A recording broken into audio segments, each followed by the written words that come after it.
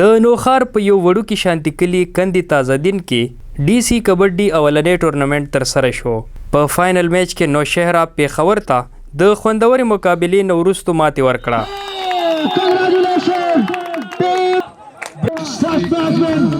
په ټورنمنټ کې د کبډۍ نوو لوبغاړو سره ملي لوبغاړو هم ګډون وکړو.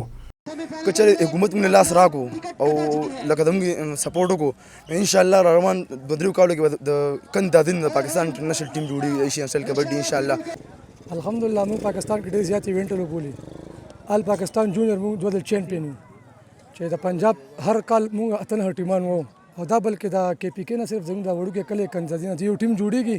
د هوټلن ډېر زیات دی خو خبره دا ده چې بس زموږ د کمې دا دی چې بس نه ګراوند داسې شته نه داسې سهولیت شته نه داسې دې لپاره جیم ضروري د دې ګیم دپاره.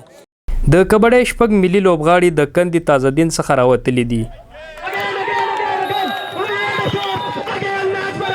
او ملي لوبغاړی تحسین الله وایي چې د لوبغاړو لپاره نه جیم او نه میدان شته. که حکومت اسانتیا ورکړي نو د دې ځایه پوره ټیم هم را جوړولی شي. انشاءالله زه ګارنټي ورکوم چې د پاکستان ټیم مزه به خپل کلي نه تیاروم انشاءالله. دا پوره ګارنټي ورکوم. اوس دې نه علاوه ریسنټلی کې د یو آل پاکستان انډر 22 د یو کلي ټیم ټول پاکستان وایټ واش کو ټول پاکستان ټیمونه لکه بالکل او یو وان سایډ دوه ځل دا چیمپئن شول.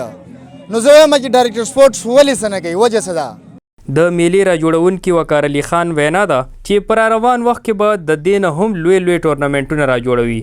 دا انشاءالله جی زموږ انتظامی سره خبرې شوي دي او هغوی چې کوم دی نو دا موږ سره وعده کړې ده چې انشاءالله دا به هر کال دا ټورنمنټ کوو بلکې انقریب انشاءالله آل پاکستان ټورنمنټ موږ اکتوبر کې دې لپاره تیارانې شروع کړي دي. انشاءالله هغې لپاره به هم کلاړیان تیارو.